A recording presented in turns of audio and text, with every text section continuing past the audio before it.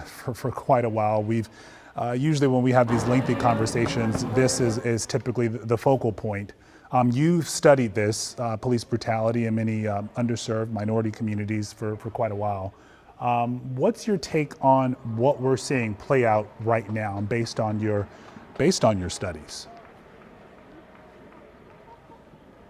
Yeah, I mean, as you've noted, I mean, I've studied policing and researched policing for about a decade. I've worked with dozens of police departments around the country, the Department of Homeland Security, the U.S. military, conducting implicit bias trainings with my colleagues at the University of Maryland with the Lab for Applied Social Science Research. And when I look at what's happening now, we are really facing two pandemics. We're dealing with COVID-19, which is impacting everyone around the globe, but then we are also continuing to deal with racism. And while hopefully based on science and medicine, we'll get past one of these pandemics, that we'll be able to deal with COVID-19. Unfortunately, in the United States, we have never dealt with the second pandemic. We've never dealt with racism. And racism is baked into the very fabric of the founding of the United States of America. And when people see what happened to George Floyd, it elicits something in them. There's something that happens to people mentally and emotionally from seeing someone die, particularly at, in this case, the knee of people who are sworn to protect and serve them. And so what we're seeing spill over in the streets isn't solely about George Floyd. Right. It's about what's happened throughout human history, particularly more recently as it relates to police violence in the United States. So how does this change? What might be effective? Do you think this is the right approach, the right step here, what we're watching right now, or does something else need to happen? You know, I think obviously protest is the language of the unheard, and Martin Luther King Jr. said that. But obviously we want people to be engaging in nonviolent protests. It's people's First Amendment right to do that. But what's important to note is really why they're doing it. There are a few key statistics that highlight this, and I laid this out, literally just published a piece on Brookings yesterday talking about the way that bad apples actually come from rotten trees in policing. We talk about bad apples. We talk about the officers in Minneapolis as if they're just kind of lone wolves.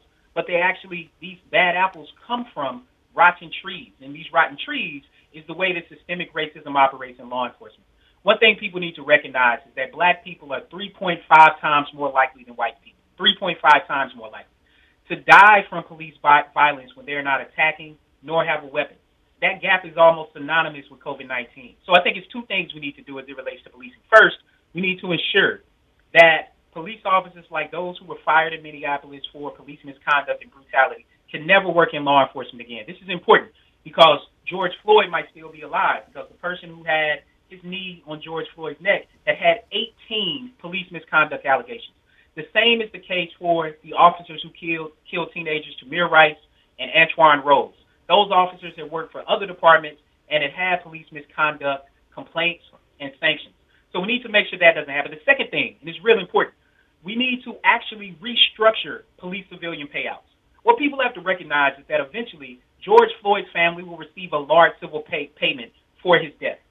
And his family's taxpayer money is going to be used to pay them back for their family member being killed.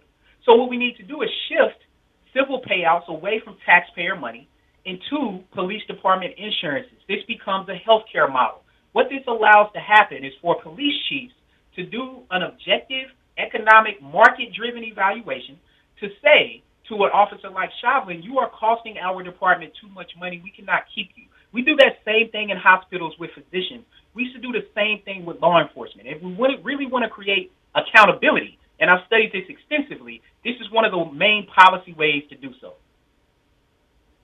Wow, that's really getting down to the nitty-gritty of it as well, aside from what we're watching play out here. And a very interesting point you mentioned there as well, Dr. Ray, is that in a lot of these cases, families have been getting payouts somewhat quietly in less high-profile cases.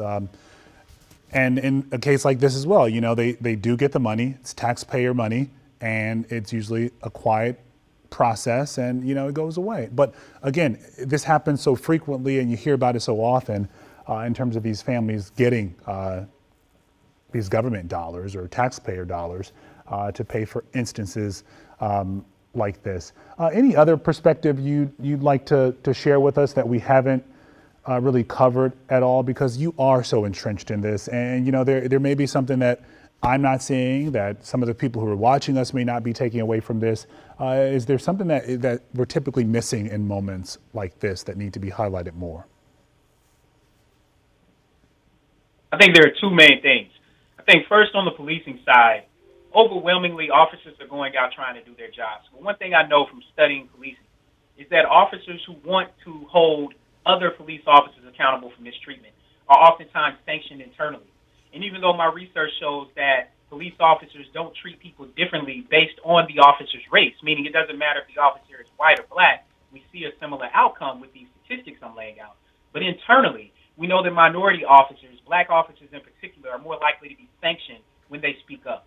So we need better protections for officers like Chris Williams in Murfreesboro, Tennessee, and Officer Lamb, who are trying to do that work. We need protection for officers in Prince George's County, like Lieutenant Boone, like Ollicoffer, like Perez, and others who are trying to highlight some of these issues. That's on the policing side. On the other side, what people have to recognize is what happened with Christian Cooper and Amy Cooper in Central Park is oftentimes the beginning of a social interaction that ends up like the death of George Floyd. And people recognize that she played up the damsel in distress. She knew what Central Park meant, and she knows that when it comes to believability and culpability, that people are going to be more likely to believe a white woman over a black man. And it doesn't matter if Christian Cooper has a Harvard degree. It didn't matter if he was a former editor in Marvel Studios. You cannot outclass racism. And that's what people are really protesting about. It's the fact that in America, we say pull yourself up from your bootstraps. We say go to college, get a good degree, purchase a home, get a good job, stay out of trouble. And when people do that, they are still subjected to the ways that criminalization goes onto the bodies of black people in the United States. Very good point there. And that explains the frustration even more, because when you do take that approach and, you get to your 30s, 40s, and you still have something happen to you like George Floyd, it's like, how do you explain it? How do you explain it to anyone?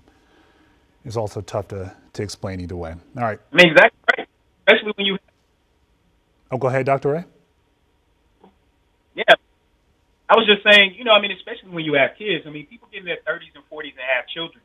And, I look at these moments, even studying this, and I grapple with what to say to my boys.